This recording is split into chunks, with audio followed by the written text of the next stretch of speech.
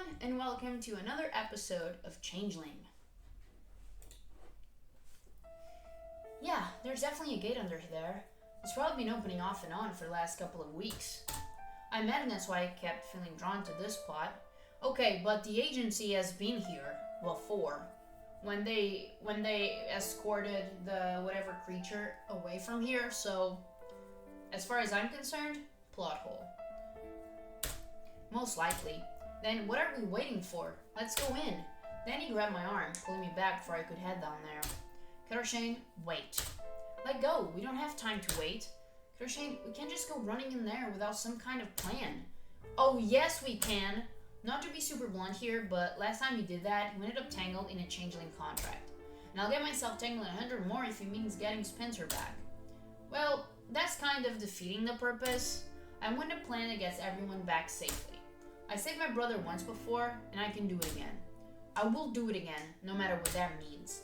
I stopped and allowed a long, slow breath before I turned back to Ellie. But I don't have any intentions of stumbling into another annoying contract. I'm pissed, but I'm going to be smarter about it this time. That said, I'm not sure what other help we can get than what we have here, and I want to get him back before it's too late. I have climbed and half slid down the embankment toward the opening under the bridge. It was strange, but when I looked underneath, it felt like the air was colder. I could see the other side, but it just felt off. I thought I could hear whispering voices rustling out towards us. If a dragon or troll shows up from the other side of this thing, Spencer and Ewan are on their own. But nothing emerged, and instead, I took a deep breath and without looking back, stepped forward and tumbled into the darkness. I imagine stepping through that gate was similar to what it must have felt like for Alice to topple down that rabbit hole. Was spiraling downward through a tunnel, except it felt like my feet went over my head so many times. I couldn't tell what was up or down anymore. But there were no caterpillars. Instead, after what felt like a really long time, I fell face first in a pile of wet, rotten leaves, just as if I tripped or something. I lay stunned for a split second before I jumped up and looked around. There was no one else nearby, but I appeared to be in a forest. A forest of soft glowing lights that felt uncomfortably familiar. It was strange because there was no sky overhead. If I looked up, it was just yawning black. There was a slight echo, the sound of trickling water. Through the trees, though, it almost felt like there were stone walls lingering back there, as if I was really in a giant cavern. There were faint singing voices as well, the eerie, haunting sort. Not the sort that made you feel safe and comfortable.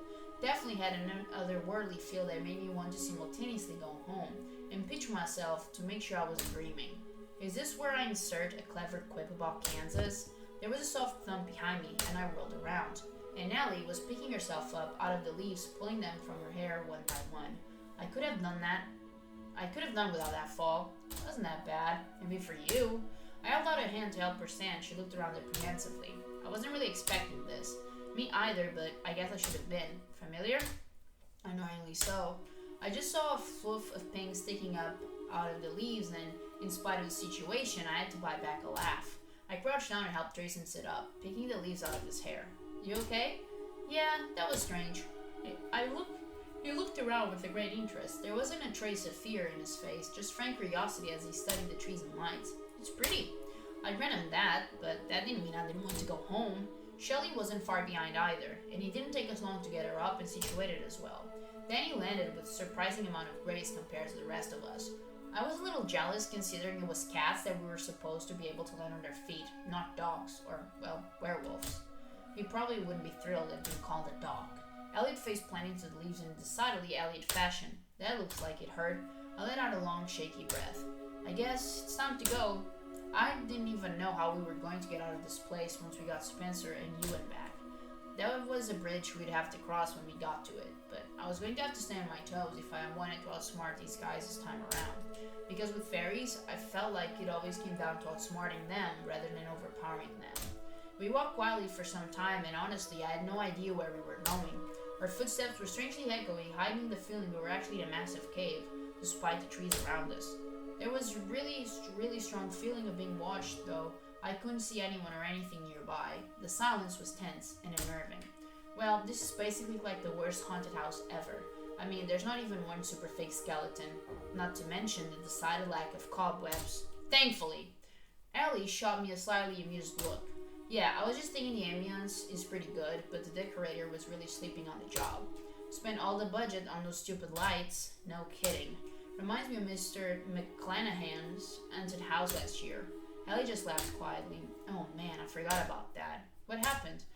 I felt like we were just talking to ignore the reality of the situation, but it was better than walking in silence. Oh, it was so bad. He kind of painted a bunch of weird posters and stuff.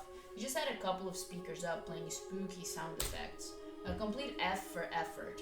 The only scary thing about it was the headache you had by the end, and how long it took to get through. I laughed quietly. Given what you deal with on a daily basis, I'm surprised you even bothered to go. They can be fun if you don't take them seriously, if there's at least some thought put into them.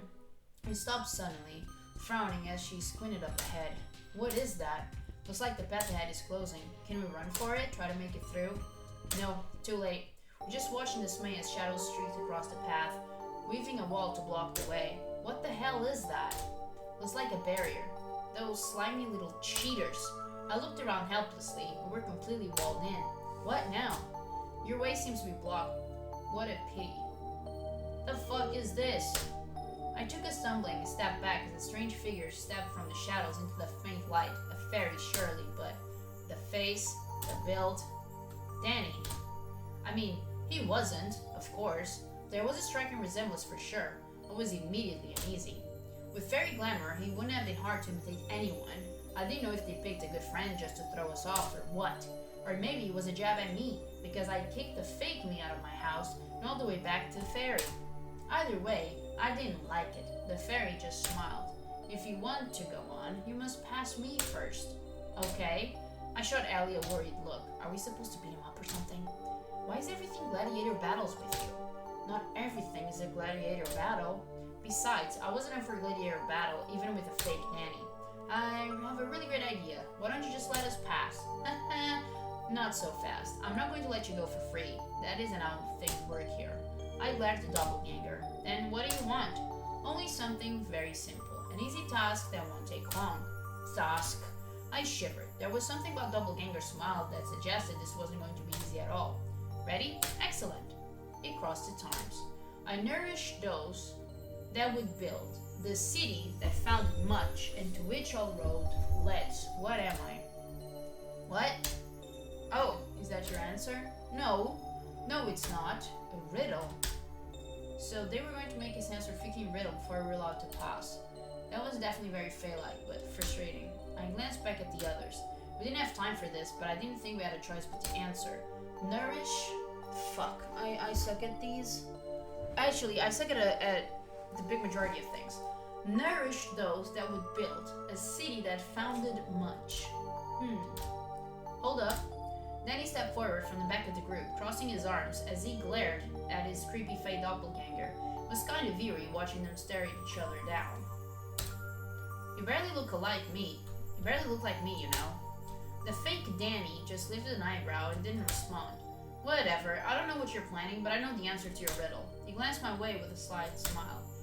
If you trust me to answer? I breathed a sigh of relief because I hadn't actually been too sure which was the right answer. Of course I do. Capitoline wolf. Easy. The what now? The wolf that cared for the twins Romulus and Remus before they grew up and founded Rome. There's a famous sculpture of it. Okay, this is actually pretty clever. Ooh, what the heck? I should have known that. The fairy definitely did not look happy that he had so easily gotten the answer. I wasn't totally sure he was going to keep its word, but I would find my way through if I had to. We solved your riddle. Now let us pass. Very well. I allow you to pass, as you say, but you have to stay with me. He pointed to Danny as he spoke. What? No, that's not fair. You said we get to pass if we answer. That is not what I said. I said you couldn't pass for free, and you can't. That one can stay, or you all can stay. I'll do it. I'll stay here for now. Danny, no! It's done then.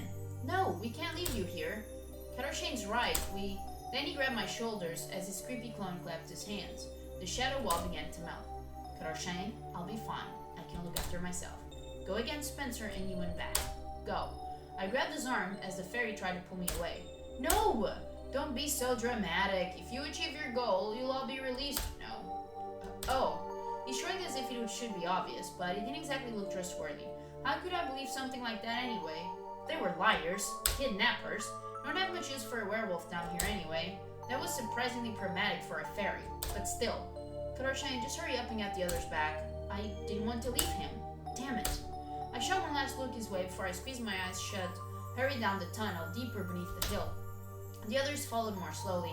They finally caught up, and we reluctantly left Danny behind. I don't remember it being this hard last time. Then again, my memories of last time were still a bit vague, and I'd been alone. I don't think I had to answer riddles. In any case, we continued on silently this time. Maybe the seriousness was finally hitting us, or maybe the creep factor was finally getting to us. Either way, we just walked in anxious silence, jumping at any movement or flux of the shadows. An unexplainable breeze rustled the leaves above us, letting them rain down on our heads. Wait, that wasn't a breeze. Something was running through the trees above us, bouncing loose the leaves. There was a playful giggle, one of the first outward signs of those watchful eyes I could feel all around us. So annoying. I glared up into the leaves, but only managed to end up with a clod of moss to the face. Hey, you're not children. Don't throw dirt. Stupid fairies. Just ignore them. Keep your focus. They're trying to rile us up, break our concentration. Don't let them. She's right. Just keep going. Easier said than done. I wasn't sure how far we walked, but I wasn't surprised when the path closed off again and the shadows reappeared, knitting together a tight, pitch-black wall that stopped us from moving on. There was a mirthless laugh, and another fairy stepped out of the wall. I recognized this one instantly. It was a poor mimic of Drayson. Evil fairy Drayson. Every ounce of sweetness and innocence was gone, replaced by a creepy glare. It was still disconcerting, and I hated the way he was smirking at us, as if we could sense my discomfort. I crossed my arms over my chest, glaring as I tried to calm my thundering heart. You're not even trying now, are you? Fairy Drayson just chuckled in response. You're not getting past me, not until you play the game. Ugh! Fairies and their games. We were scared and worried about finding people we loved, and they were playing games like none of it mattered at all. I really wanted to just throttle him with his own stupid hair. You should be a breeze, little lost changeling. After all, you love words, don't you? Don't act like you know anything about me, and stop calling me that. I have a name. Very well, little Shane. You'll answer my question if you want to pass, won't you? My fingers curled into fists at the sound of him using my name, and I almost regretted mentioning it. I already hated how familiar they all acted me. Jesus Christ. I already hated how familiar they all acted by calling me Little Changeling, as if they all knew exactly who I was. Hearing him use my name was even worse. They may have held onto my body for nearly a decade, which was super creepy to think about, thank you very much, but they didn't know me, or anything about me. Nothing at all. Don't get so wound up, little Shane. This one should be easy as pie for someone like you. Then again, the best pies are really all that easy to make, are they? Just get on with it. A white-horned beast, noble and true. A feline king, a lion? Brave through and through. Battles and bouts both inside and around, and yet thrice again battle all through town. Battles and bouts both.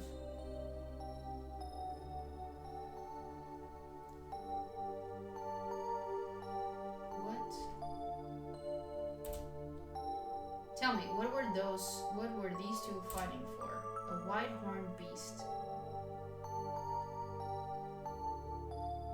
Is a white-horned beast a unicorn? Drayson had been walking a few steps behind me. He sat alongside me and took my hand, giving it a gentle squeeze. Leave this to me, okay? He gave me a disarming smile as he cautiously approached the fairy copy. I hoped that maybe, because unicorns had good relations with the fae, would be okay this time. But Drayson didn't answer the riddle or anything. He just raised his arm above his head, and the fairy did the same. Drayson jumped to the side, and the fairy did the same. Drayson reached up and poked the copy in the nose, and the fairy did the same.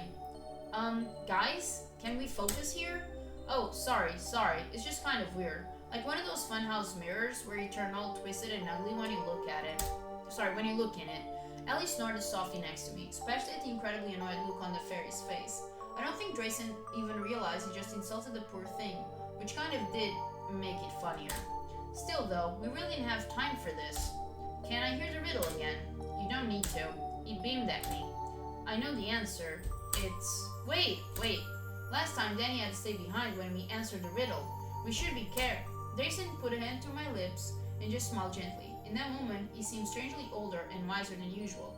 Not at all the usual bubblegum hair ditz I was accustomed to. You'll be alright, Shane. Don't worry about me. The important thing is to get our friends back, right? Right. Are you sure about this? Sure. Just trust me.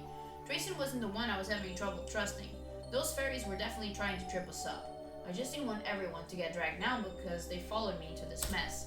Drayson didn't hesitate in the slightest before answering, though. The crown.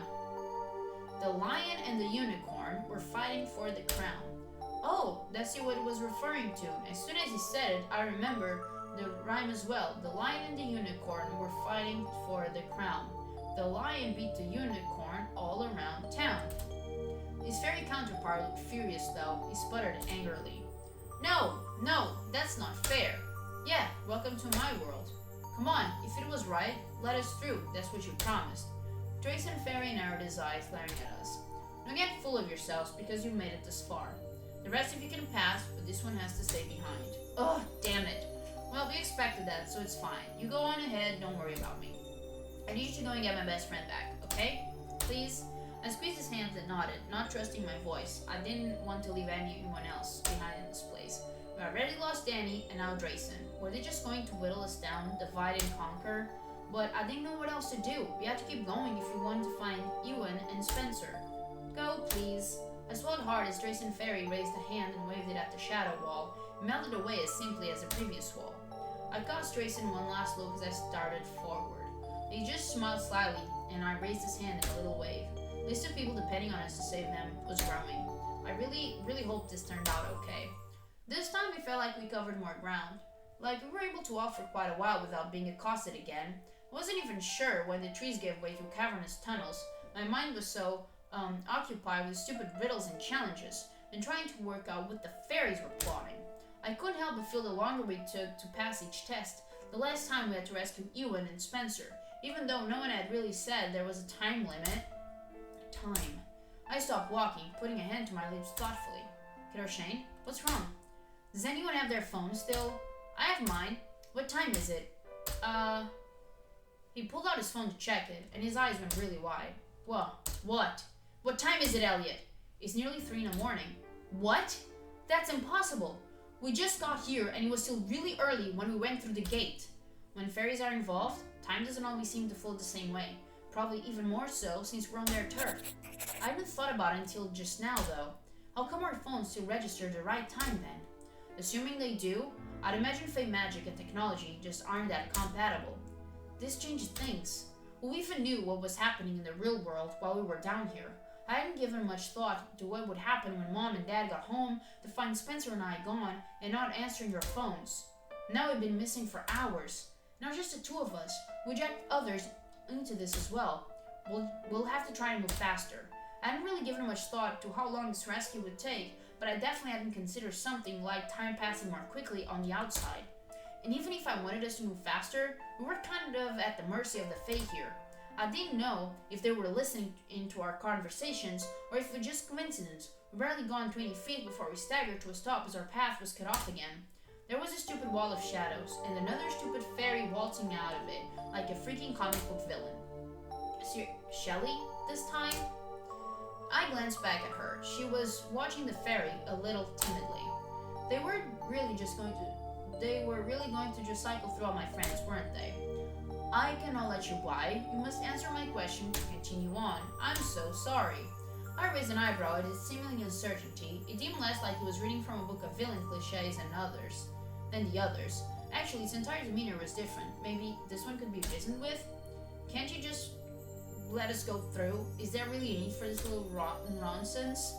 The fairy shook his head fiercely, pale eyes darting around. I'm sorry, I can't do that. You've trespassed into our territory. We can't just let you wander around. I trespassed because you took my brother away. I'm sorry, but this is the way it has to be. I bit back an angry response to that. Arguing was definitely not going to get us anywhere. Fine, just ask it. She glanced over her shoulder again and leaned closer as she dropped her voice to a whisper. I tried to pick an easy one. Huh? Was she implying she was trying to help us? She was different from the others. It was almost funny. It seemed almost fitting that the fairy doing their very best to mimic a slightly creepy Shelley was also, well, sort of nice. Maybe they aren't all horrible. The fairy took a deep breath and appeared to be doing her best to look intimidating. It was really adorable. Double toil and trouble. What goes in this charm for powerful trouble? What? Shelley's doppelganger was right. I knew this one. It was a line from Macbeth, a pretty famous one. She definitely chosen something easy. In this weird place, with all the freaking out about what was happening, my head just fell all muddled.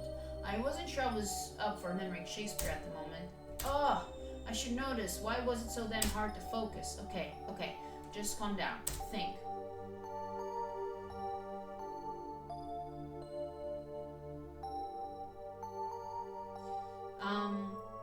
I have never read Shakespeare, and to be or not to be, that is a question. That's legit the only thing I know of Shakespeare. And I hope I'm not making a fool of myself and mixing shit up. So, unfortunately, I'm gonna have to look this up. Okay, it's the first. I repeated the rhyme to myself several times, filling in the missing parts bit by bit, but I still wasn't sure I had it right. You have to answer now. I'm afraid there's no more time. Fillet of a fanny snake, in the cauldron boil and bake, eye of newt and toe of frog, wool of bat and tug of dog. My confidence grew as I recited it, and the words came back to me. Adder's fork and blind worm stink, lizard's leg and howlet swing. The Shelley clone was positively beaming by the time I reached the end of the quote. You've gotten it right, but I'm sorry for this. I have to ask you to stay with me. I knew it. I know. Human child, know that there are some among us who hope to see you succeed this time. Why? I thought you all... She smiled slyly and reached for me. I flinched away, but she gently caught my chin, tucked my hair behind my ear. We've watched you all your life, you know, whether here, whether there. We watched. It would be strange if there wasn't even one of us who hadn't come to care. And besides, that young Faye is his son. Many of us don't wish to see bad things happen to him. She's talking about Ewan and Logan. Interesting. So Logan still had supporters here too. Well, thanks, I guess. I will keep your friends safe. You have my promise. I opened my mouth to argue further, but Shelley shook her head. It'll be okay, Cata. Just focus on the task ahead. How could I do that when we were keeping my friends captive? It was Ellie that pulled me away. I cast one last regretful look at Shelley, who stood beside her fairy clone. The stakes were higher than ever now. But I had to go on. Even so, biting my lip, I mulled over what had just happened. I felt like we were doing okay, but we hadn't rescued anyone yet. The opposite. We lost friends along the way so far. We were passing through the riddles without issue. Yeah, thanks to fucking Google. We hadn't failed yet, so there was hope, as long as we got to the end of this soon. I shot Ellie a curious glance. She looked worried as I felt. We couldn't keep playing by their rules. We had to find a way to turn the tables on them and outsmart them, beat them at their own game. But how? At least we knew now that some of the fairies were rooting for us. I mean, it would have been nice if they just stepped up and put a stop to this whole ludicrous mess. But fairies and their obsessions with rules and riddles, I guess it wouldn't be in their nature anyway. Or maybe there was some law preventing it. Who even knew? For now, I was going to have to just focus on what lay ahead. I just wish there was some sign of civilization or something, not just endless trees followed by endless cavern. Well, not totally endless. There were those weird white trees ahead, but I didn't know we'd find anything in there either. Heck, I didn't even know if it was real, or any of the rest of it either. This whole thing could just be fairy glamour, couldn't it? This place is super weird, isn't it? I'll say. I was thinking about those trees up ahead. They don't seem to be getting any closer. Did you notice that? Come to think of it. Yeah, now that you mention it. But I was just sitting here wondering how much of this is even real. I mean, you know, it's not like fairies are known for creating whatever kind of illusions they want. That's true.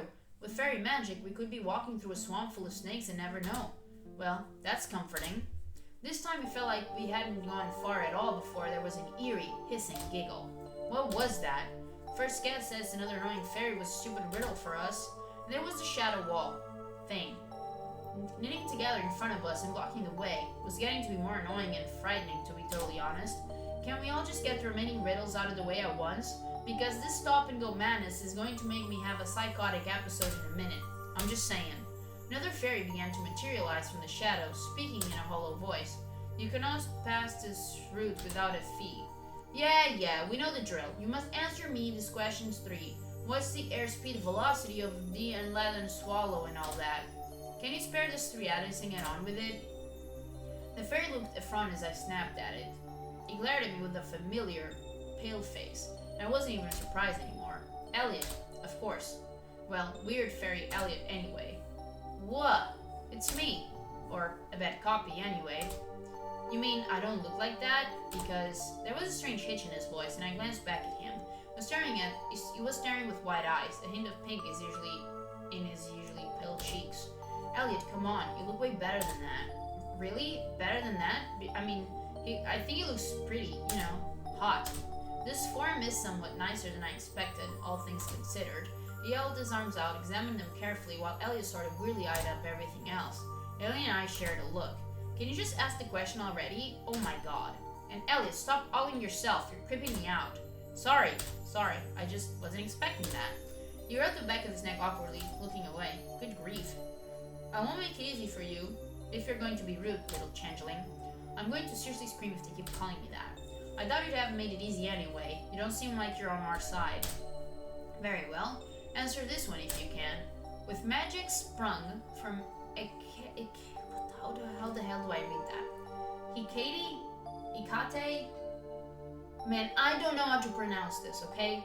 Herbs, sealed in quills of guisling birds, weaving fate and giving life, healing sickness or bringing strife, on grass or moose wobs, gently blow, and are used to staunch crimson flow. Gauss hammer hung on fairy loom. What creature lurks within the gloom? Okay, who the fuck is Ikate? Man, I don't know. Giving life, healing sickness. On grass? I don't know. Moose swabs? Was that a thing? I shot Ellie a word glance. She shrugged, clearly as confused as I was, because moose swabs. Wasn't sure what a geisling was either. Weaving fate.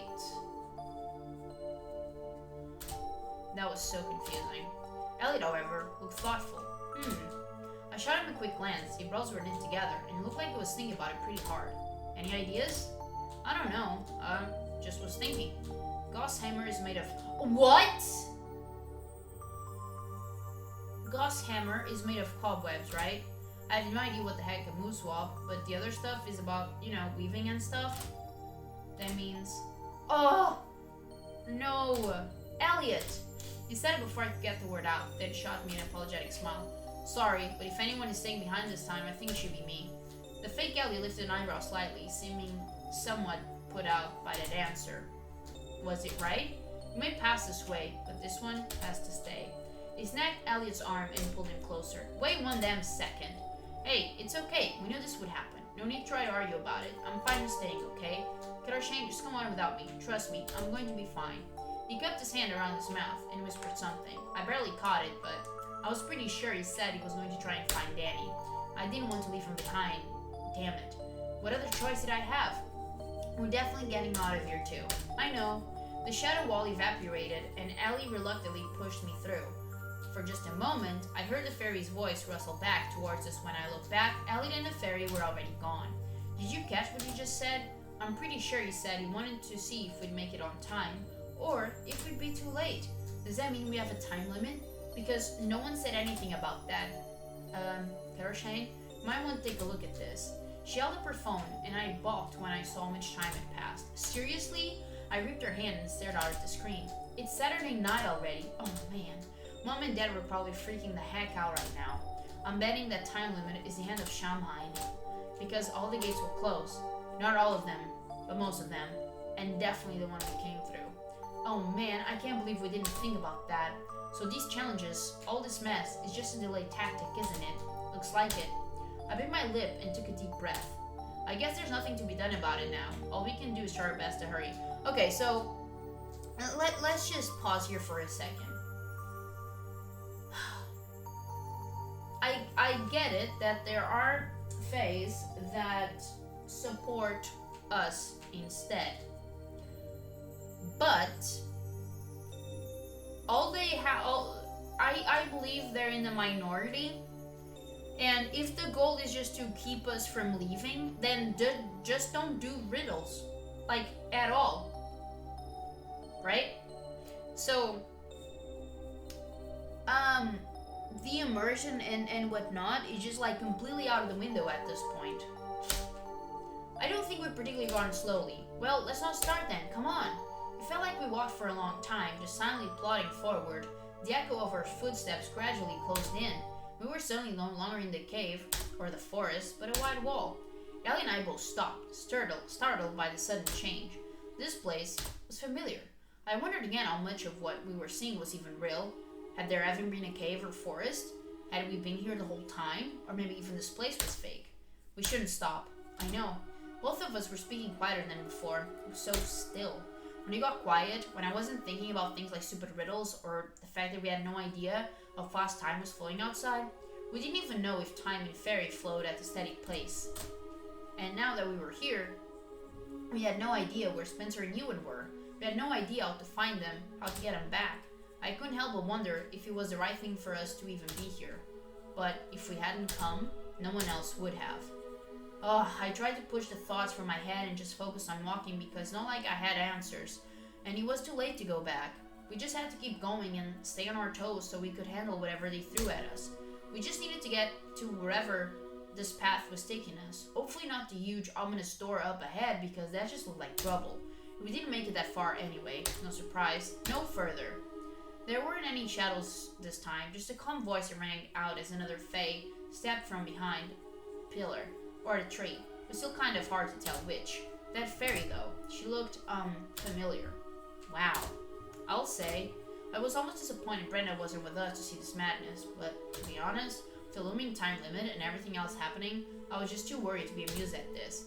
We know the drill by now. We can't pass until ask us some weird question, test our knowledge, and all that. We're a little short on time, so about we just get on with it. You're getting impatient. Be careful that you listen closely and don't make a mistake due to that impatience. A journey at sea. In a boat like a green pea. Wedding food eaten by cat and owl. What? Cutlery used after married by fowl. A giver of rings while someone else sings. And an instrument played on that boat. What are all of these things? What? I glanced at Ellie, but she also seemed to be mulling it over still. Huh.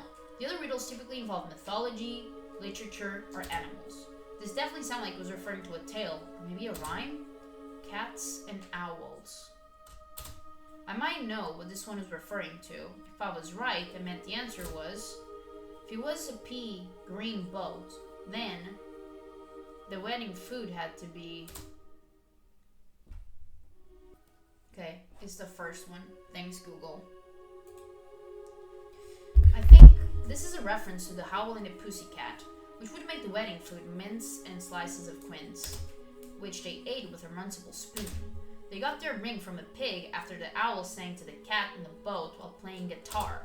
The fairy clenched her hands, glaring at me. It wasn't nearly as unnerving as when the real Brenna glared, though. How did you know that?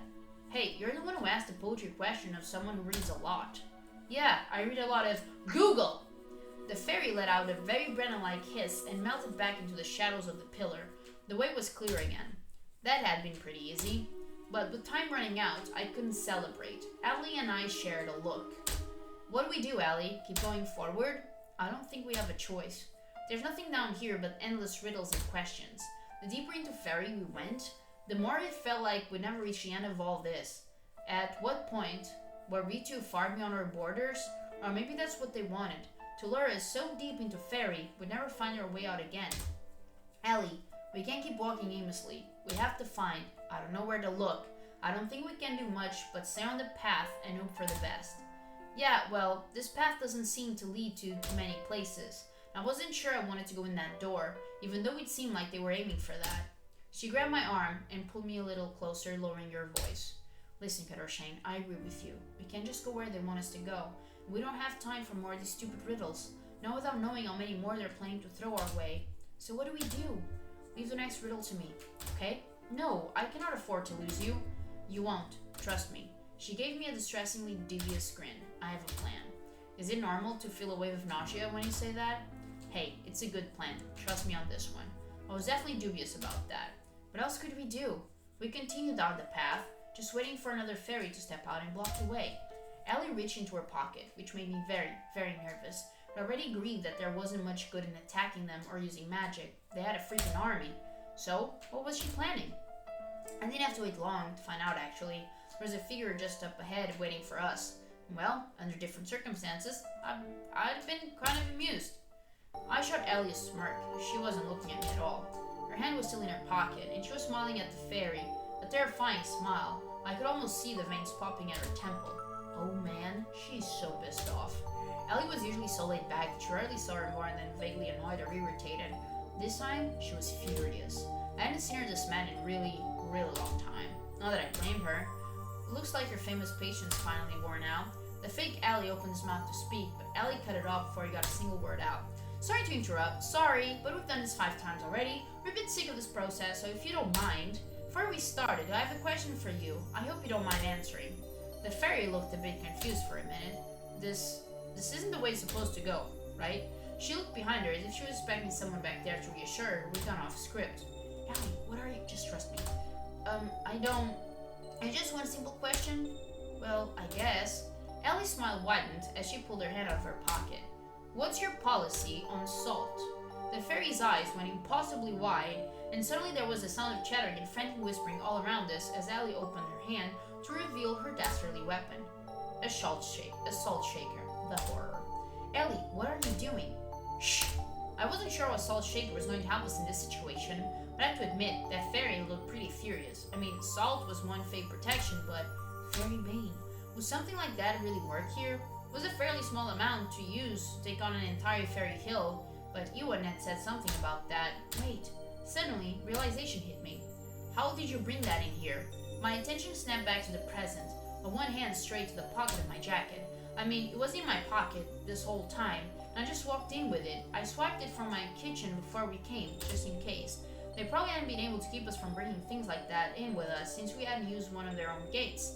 I gave Ellie a sidelong look, still unsure if something like a small fairy bane would get us out of this. Reality didn't always play out like books and stories. The fairy gritted her teeth. Her eyes were trained on the salt in Ellie's hand, and her entire body was tense. I wondered what would happen if I just... She dipped the salt very slightly, and a gasp went up from the invisible horde around us. No, don't do that. Oh, why not? I'm really curious what would happen. The fairy glared at Ellie, hands clenched tightly at her sides. We are bound to count every single grain spilled. You know that, witchling. What? This was working better than I thought. If that was the case, then if I waited for the right moment, and you can't do anything else until every single grain is counted, right? I wonder how many grains of salt are in this little thing. I'm sure it's several million, at least. I think we should find out. No! I could see the mania rising in her eyes as Ellie tipped the shaker a little further. Or I can just take the lid off and stop it. Stop. Then why don't we make a bargain? You let us go, let our friends go, and I don't doom you guys to scouring this place for every single grain of salt in here for the next year or so. Or maybe forever, since it might be hard to find them all. The fairy scowled at her, clearly not liking that idea, but she didn't seem ready to back down either, in spite of the threat of compulsive salt counting. Oh well, your loss. She tipped the shaker and a few grains spilled out. The scream went up from the host, and before either of us could react, dozens of fairies poured from the shadows towards us. Ellie! I lunged for her, but tiny hands tore at my hair, my face, my skin. They grabbed my arms and yanked me back. Ellie was swarmed with fey as well, and I couldn't get to her. She flung the salt over the fairy, sending a spray of salt grains through the air. But it wasn't enough. One of the group caught it, clutching the shaker to its chest protectively. Others scrabbled on the ground, madly counting the salt that fell, but the rest kept their grip on us, screaming and shouting. Let go! No! We couldn't afford to let them separate us now. I tried to pry myself away from them, but they pinned my arms around my back, and I couldn't twist away. Let me go! Let me! That's enough. Everything instantly went quiet at the sound of that voice, except the murmur of a couple of pixies still counting the grains of salt. Another figure materialized through the crowds of fairies, a very familiar form of face. I struggled against the fairy still holding my arms. Somehow, our faces were still similar, though hers were framed by white hair instead of red, and her eyes were sharp, icy blue instead of hazel. She was taller than me, which made her figure seem even more slight. And those horns, black, curved above her brow. Somehow, though we'd never been face to face before, the name echoed in my head. Rule. I'm quite surprised you retained the memory of my name after all this. It's not like I wanted to remember it. I see you've come thieving to our doorstep once again, Cata. We forgave you once, but I'm not sure you'll escape unscathed this time around. Thieving?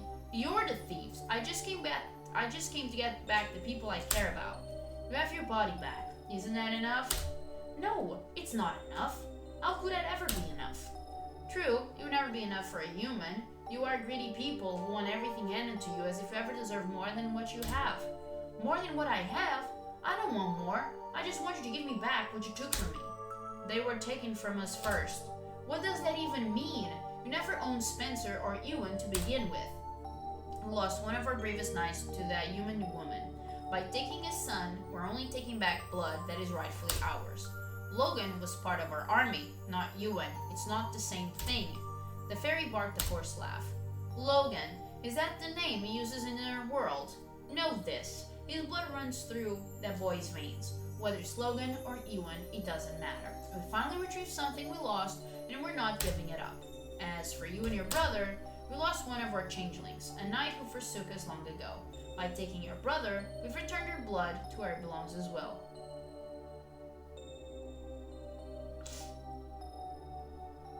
Who are you talking about? I don't even know what that means. You have a changeling's blood in you, one of our own. She may be lurking beyond our reach in that wretched place with those foolish crows, but you and your brother came to us willingly. Don't forget that. I had no idea what the heck that meant. Changeling's blood? Was she saying one of our ancestors was a changeling and that's where our Fey heritage comes from? Wasn't sure what she meant by foolish crows though. And in the end, it didn't matter. You can't just nab us because one of our ancestors lived here. That was her, not us. And if she was a changeling, then that just means you kidnapped her as well. Gruel just shrugged. Blood is blood. The only thing that changes is the vessel. I don't give a damn about what you want, what you think, or even your stupid fairy rules. I'm not leaving my brother here, and you can't have Ewan either. He was never part of this deal. They are far away and very safe. We aren't going to let you take something so valuable. Not this time. She took another step forward, and I countered with a step backwards. The look she gave me was piercing, intense. If you missed him so much, you could stay as well. She reached a hand out, tracing fingers down my cheek. It was all I could do. Could not flinch away. You are one of us as well, already changed by our magics. That's going to be a definite no. Then leave. You're not welcome here. My mind worked fiercely as I tried to work out some way to convince her. There was only one way I could think of. Wait, what if I take their place? Cata, no! It's my choice to make. Just let them go and I'll stay here. This time for good, of my own free will. Rule tipped her head back, raising an eyebrow.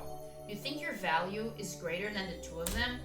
You tell me what's worth more, one person who made a promise, or two who never agreed to stay.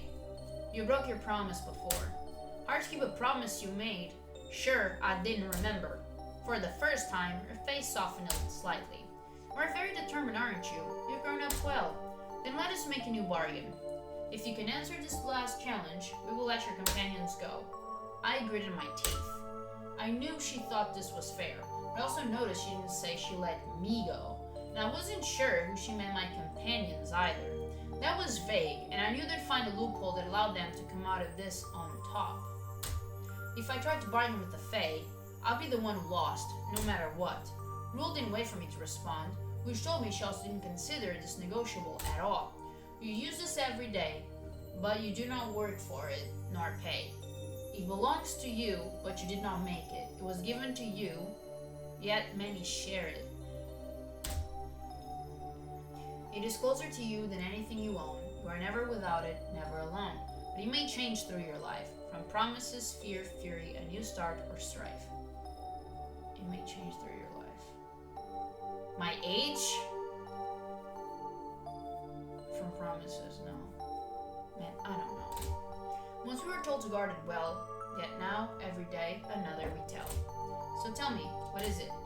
If you're serious about the steal, tell these jerks to let me go. It doesn't make me feel very confident you're going to keep your word with them holding my arms like this. She eyed me suspiciously for a moment, then waved her hand. The fairies pinning down my arms let me go. Finally! My hands were free again. They had taken Spencer, Then they tricked me. Then they tricked us, so I've taken his place. They ruined my life, his life. They made our parents suffer. Now they were going after people I cared for because I had wriggled out of my deal with them. I wasn't like them. I wasn't one of them. But damn it, if they were going to play dirty, then so was I. I'd forgotten completely until Allie pulled out that salt. My hand closed over the little iron bell in my pocket. I've just been keeping it with me since Ewan said I should, and I didn't know how we could help us. They thwarted Allie's salt plan before she could do much. But Ewan had said something about this. There are stories of entire fairy hosts being scattered by someone tossing a small piece of iron in their midst. They hate the stuff.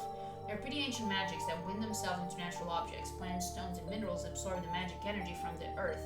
It seeps inside them and gets altered in strange ways. Ways don't always mesh well with fairy magic, so don't underestimate the tools we're giving you.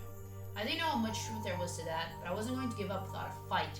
I wasn't going to play along anymore. I sealed my jaw and leveled a glare at her. No. What did you say? I said no. I'm not answering your riddle, and I'm done with your games. I'm done with you stalking me, my family, and my friends. I'm done with you trying to take away everything important to me. I don't care about your rules, your laws, or any of this. This is our home. You are the trespasser here. You will shut up. I yanked the bell out of my pocket and flung it as hard as I could. It flipped over and over in the air, chiming each time.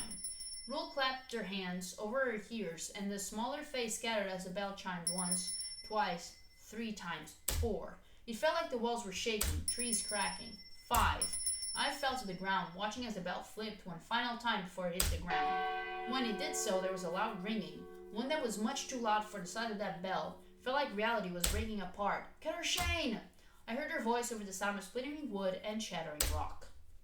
There was a painful snap, and a flash of white, and the world vanished. I felt like I was falling through a screaming void. Wind rushed around me, tearing at my hair, my clothes, and then I was landing on something that felt distinctly person-shaped. Ugh! Ow! Forgetting my elation at beating the fairies, I was winded again, this time by a foot to my stomach. Cata Shane? Ugh! What happened? I think you destroyed a freaking fairy hill. Oh, well, wait, where is... I'm here. He was staggering to his feet, clutching his head, but looked okay for the most part. I made it out too, thankfully. Kind of missed what happened. Suddenly everyone was screaming, and then I was here. We're back. That was... horrible? Yeah, a little. Is everyone okay, though? I'm in one piece, I think. What about Spencer and Ewan? Here. She was a short distance away, where Ewan and Spencer were sprawled on the ground. Neither was moving. Oh my god. I scrambled to her. Are they sleeping? I think they're sleeping. They won't wake up. What? I shook Spencer's shoulder violently, but he just lay there. It's magic. They're under some sort of magic sleep. One last trick? Looks like. What do we do? Not sure. It looks like our time is almost up. Sunrise is soon. If we don't wake them up soon, they might not wake up. Ever. Great. Just great. I could have tried that bell to see if it could dispel the fairy magic, but it didn't make it out with us. The fairy hill was completely gone. As I sat there, hopelessly racking my brain, a black cat glided out of the trees and hopped on a fallen log. Brenna! The cat tumbled forward, and there was Brenna sitting casually in the wet leaves, smirking at me. Brenna, help us! They're not... A kiss. I'm sorry, what? Try kissing them. Are you serious? This isn't some fairy tale. I could give you some nonsense about transferring energy or even true love, but in the end it's all rubbish. There are a number of ways to unlock a sleeping spell, and one of the fastest is with a kiss. It's that simple. Well, it is pretty classic. Seems like something the Fae would do. Jeez, I'm not kissing my brother. I hope you know. I can do it. Well, I should have expected that. Right then. Okay, can I be honest? I mean, I guess it doesn't matter because it's my channel, it's my video, and if I decide against it, I can just cut this off. The stakes are, apparently, you either kiss your brother or is in a coma forever. And you're like, oh, I'm not kissing him then. You can stay in a coma forever. Oh my god. Disgusting. I don't have siblings. But if the stakes are, if you don't kiss your sibling on the mouth, then they won't wake up. They will remain in a coma forever. I would immediately kiss. Like, what the heck's wrong with you? So, yeah. Moving on. Right then. Okay. A kiss. I could do that. I grabbed Ewan by the shoulders and leaned down. Please work. Please, please, please work. I gently pressed my lips to his, hoping to feel him stirring beneath me. Instead, ha ha ha. Brenna nearly doubled over as she broke into gleeful laughter. I snapped my head up, staring at her. What? I didn't think you'd really do it. Urge to kill. Brenna wiped the fake tears, still grinning at me as I placed the back of my hand to my mouth, wondering what the heck was so damn funny. They'll sleep right off as soon as the sun rises, kiss or no. Logan? I glared up at him. You could have told me that before, but I also wanted to see if you'd do it. Oh, good grief, what psycho wouldn't do it? It's just a kiss. There's no meaning behind it if one person is unconscious, or if you're saving a life. Who's shouting? Ewan! Oh, it's you. That figures. I smacked his chest. What's that supposed to mean? He laughed sleepily, carefully picking himself up. It means you're noisy, as usual. Hey, I fought fairies for you. You better stop picking on me. Fought fairies? Oh, right, Ellie, I guess you... I turned toward her and stopped short, wrinkling my nose at the side in front of me. Never mind. They need that mental image. What exactly happened? What do you remember after running into that fairy ring? Not much, to be honest. Then we have a really long, annoying story to tell you. Shane finally came up for air? We should probably tell Vilos we're alright. I'm betting he's been worried sick. But first, we've all been missing for 2 days. I was going to explain all this to our parents. I'm just gonna continue because this felt pretty like endgame, seriously. The last few days had been a whirlwind, to say the least. After we contacted Vilos, we were told not to go home until we had been debriefed on the incident, and everyone involved got a notation in their file. Spencer and I were both annoyed at the idea we even had a file in some weird agency. Fortunately, the agency had been able to juggle everyone's disappearance by fabricating a story about club activities and sleepovers. The story was that the mystery clubs was having an event. Jesus Christ. Sorry. An event due to Halloween. I have to admit I was relieved to not be dealing with another media frenzy, not to mention the family drama. Seemed like Mom and Dad were none the wiser, which was one last thing to worry about. And the agency had, at the very least, mobilized to check out any remaining fairy activity in the woods. The fairy who was gone completely. There was a deep scrape of earth where it had been, the remains of mushrooms lingering in the dirt. Apparently they burned the last of them and salted the ground just in case. They were pretty sure that Iron Bell had forced the fairies to relocate. They never found a new hill in the area though. They also confirmed the gates on the bridge properly closed at the conclusion of Shamhai, so we'd made it out just in time. It wasn't like we'd defeated the big bad fairies. At best we forced a retreat and there was no guarantee they wouldn't be back, but we didn't have too much time to worry about that. Mom and Dad had left a day after Shamhai because Grandpa fell ill and needed to be hospitalized again. I was a little scared when I first heard it, worried it was some kind of vengeance. Fairies did those kinds of things after all. But it was just normal illness, and he was doing okay, but was in a hospital far enough away that Mom and Dad decided to stay overnight. We left Spencer and I alone to shore up the defenses at home, just in case. Spencer was still adjusting, which was understandable. He broke down that day when he saw the remains of Fairy Hill. Really broke down. He blamed himself for starting everything, for being so stupid as to go inside the hill. All I could do was hold him tightly and tell him that I still loved him. Guilt wasn't something you could work through that easily, and it didn't really matter how many times I told him I didn't blame him. He was also afraid, I think, of the fairies coming back for us. It was hard to believe it was all over after so long. And in the end, neither of us was left unchanged. I wasn't human anymore, and he... Well, it wasn't like he had time to be changed the way I was, but Rule had confirmed we had a Fey ancestor. Or, well, one that was a changeling. What I wouldn't give to sit down and talk to them for a while. Spencer still had faint traces of magic of his own, and being a fairy had definitely reawakened his ability to see them, and everything else. There was one good thing that came of it all, was that his vision had been completely restored. But that was sort of a double-edged sword when he meant he could see all the things that had been freaking me out for weeks too. I was just glad that with the overflow fading, there weren't quite as many around as before. More than anything, I just wanted to be there for him. Walk him through the shock and fear I'd gone through so he didn't have to deal with it alone. And Spencer, being Spencer, was determined to find that fairy ancestor and learn their story.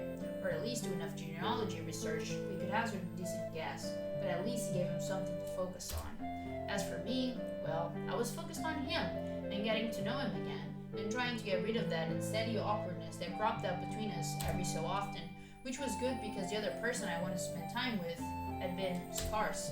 And I knew he'd been distancing himself from me for my own safety. No need to provoke the Fae without a reason.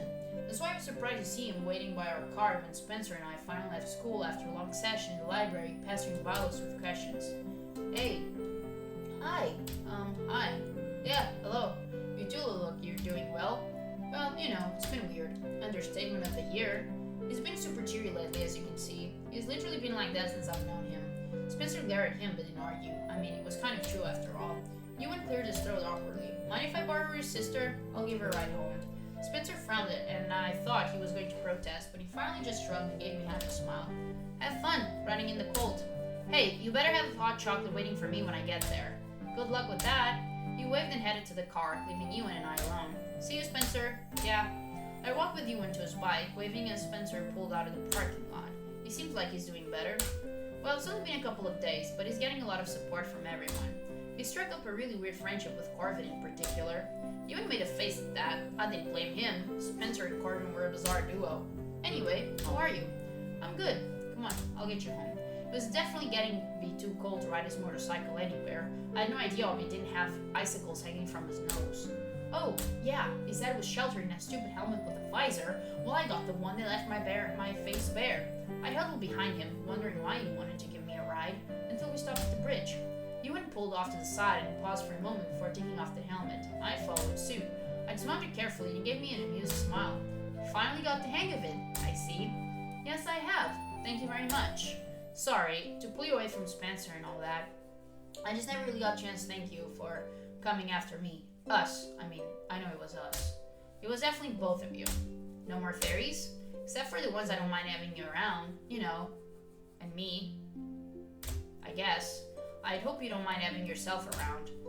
Yeah, well, most of the time anyway. I wanted to let you know my dad might be trying to pull some strings to see if he can get someone on that side of things to rein in the unseelie a little. Oh. No one on this side is really able, but some of the other courts might step in. They definitely went over the line this time. Good. But you know my dad, he won't actually talk about it or tell me anything. I'm just guessing, based on some things I've overheard. I think I'm going to ask him about it though. Make him stop hiding things like that from me. I mean, I can't keep pretending I'm not one of them. I bit my lip, unsure what to say. I knew that was a hard thing for him to admit. I still hate fairies, but, well, not all of them, I guess. I hate what they did to me and Spencer and what they did to you. But there are good ones. There were some decent ones in Fairy when we were trying to get the two of you back. That's what I heard. We were silent a moment, that awkward silence that had reared its head a lot when we were first getting to know each other seemed like he was back. So, what have you been up to the last few days? Ewan looked a little embarrassed and looked away. I'm guessing acting. Actually, that's one of the other things I wanted to tell you. I decided to start acting again. Really? That's great. Actually, there's a small theater group in town. They're all cryptics. They've approached me before, but I never really wanted to. I mean, it felt almost the same as giving up. I hated the idea that I had to be part of a special group to accommodate my issue. But now, well, I auditioned and they accepted me. Felt good. Better than I thought it would. That's really wonderful. We're going to start working out on the next play soon. It's Hamlet. Alas, poor. Don't you dare. Hey, don't ruin my fun. It's been a while, so my Shakespeare is a little rusty. If I need it, would you mind helping me out here and there? Of course. Just a little. I mean, I know you need to focus on your brother right now, and I don't want... Well, I just think it's best if it's only a little. I knew what he was trying to say with that. He didn't want me to get too involved with him or his family again, just to be safe, but I shot him a tentative smile anyway. As long as I have front row tickets, because I really cannot wait to see you in tights. He groaned softly. You are such a pain. I know, it's a gift. Anyway, that's really what I wanted to tell you. I'll take you home now. I think I'll walk. Your house is just a little ways up the road. Walking is warmer. He just laughed at that. I tossed the helmet at him, but he caught it easily. Suit yourself. I always do. He rolled his eyes and plopped his own helmet on, then waved once before he drove off. I watched him go with a sort of bittersweet feeling. I was glad he was moving on, especially since Spencer and I were desperately trying to do the same. Always said he was also keeping his distance to make sure the Fae kept theirs from me. I didn't know that it was necessary, but, well, maybe it was for the best. Spencer and I had a lot of time to make up for, and it was better to keep my focus there. I shoved my hands in my pockets and started walking. I felt lighter than I had in a long time, happier. Things were moving forward, and none of us was going to be held back by the past anymore. Maybe, in some way, that made everything that had happened worth it. And if not, we just have to make sure it did. When I walked in the front door a little while later, I was greeted by a distinct aroma of hot chocolate. I smiled to myself and quickly went to join Spencer in the kitchen.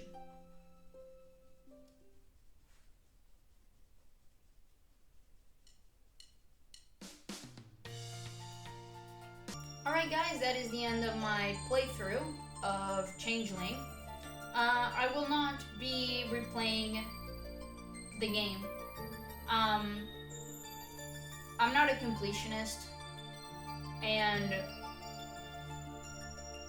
like I said in the beginning, I don't really force myself on, I guess, like romance situations. Like, how can I say this? I get that romance is one of the major focus of this particular visual novel. I would actually assume most visual novels, but anyways. Just because a game features romance options, I never go out of my way to pursue them unless there's characters that captivate me in a romantic setting. And you know, like early on, I was either going to pursue Elliot or Ewan. And the way that the game kind of locks you in is when, well, this girl, I mean, I named her Cata, but her canon name is Nora, I believe, is when Nora is at the library and you, the player, get to decide what she's going to study first. And I was completely unaware that's what would lock you in. So, because I was under the impression that, okay, let's decide, or I guess, like, what we're going to read. I never thought that choice would have impact on anything, if I'm honest. I mean, I guess we just give, like, you know, little hints of lore here and there. And as I said, I believe, I only chose Faye because I was under the impression that the character that we're playing as is Faye. And so I wanted her to learn more about herself, which, I mean, we learned a lot, like a lot about ourselves. And other creatures, of course, but ourselves mostly. And I got really lucky that picking that meant that we would be locked to Ewan. Because other than Elliot, I'm not into any of the characters in the romantic sense. So I got really lucky with that. And even if I didn't luck out, and I ended up with another character that I just really don't care romantically about, I still wouldn't replay the game just to see what would happen if, I guess, you know, how things would develop, how the story would turn out to be if I had been paired up with a character that I actually enjoyed. So in one hand, god damn it, I got really lucky. But in the other hand, and maybe I'm just dumb, and by maybe, I mean for sure I'm dumb, but it never crossed my mind that would decide, that I was just deciding which character my Nora would go for, would pursue. In regards to Spencer pissed me the fuck off, but I like the way that the game treated, how can I say, the the the plot of them, of Nora and Spencer reconnecting and bonding again. I really like that. And the whole supernatural angle for me is the most interesting aspect of this entire game. And it was pretty obvious that in the beginning of the game, or at least the first two or whatever chapters, well, basically everything happening before the surprise that supernatural stuff is a big focus of this game. I was very convinced that this was just gonna feel like a chore for me to get through. And despite the first two chapters, I believe, being a massive slog to get through, I didn't find them enjoyable at all. I found them boring, frustrated, like just empty. And then, as soon as the supernatural stuff gets introduced, bam, I'm mean to it. So I would say that just skip the first two chapters if possible, or just speed through them, and then get to the juicy part that is the supernatural stuff, the mystery stuff. That's what I really, really enjoyed. Art style. If I'm honest, character design, I hated it. I hated it because every character looks too similar. They either have the same noses or the same mouths, and it just seems lazy to me. Like, people are, how can I say, like, realistically speaking, people are so differently looking from one another, and I really hated it seeing the same elements across a bunch of different people. I don't mind Spencer and Allie and their parents sharing the same features because they're all from the same family, although it's really creepy, when the mother and the father share features, because Sweet Home Alabama. But other than that, like, if Elliot, Ewan, Mark, William, Danny, Drayson, Brianna, Kara, Ellie, shares, facial features, like, so often, it just breaks my immersion, and I'm just under the impression, like, how lazy or how uncreative can you be? So visuals, in my opinion, are the least appealing thing about the game, other than the first two chapters. So as far as I'm concerned, those are the bad things or negative things about this game. Other than that, this was fucking awesome, and I was not expecting at all. And I'm really glad, by the way. I'm really glad this was enjoyable, because as you can see, there's a shit ton of content here. You don't have, obviously, to pick the same choices I made. I mean, thankfully, Google exists, and I did not appreciate the riddles gameplay section at all. Romance-wise, I think it would make sense for Ewan and a main girl to get together, but it's fine. It's fine. Hey, at least they're good friends, right? And I think that's also a really cool thing to find. Like, when you find someone, regardless of gender, regardless of sexual orientation, when you find somebody that you know so much about, and that they know so much about you, and to find a level of understanding and trust I think it's really special, and I'm glad that this game didn't just ignore that. Like, how can I say? He could have just made Ewan just leave completely, like, or have an ending where an Ewanless ending, let's put it that way. And no, he was still included.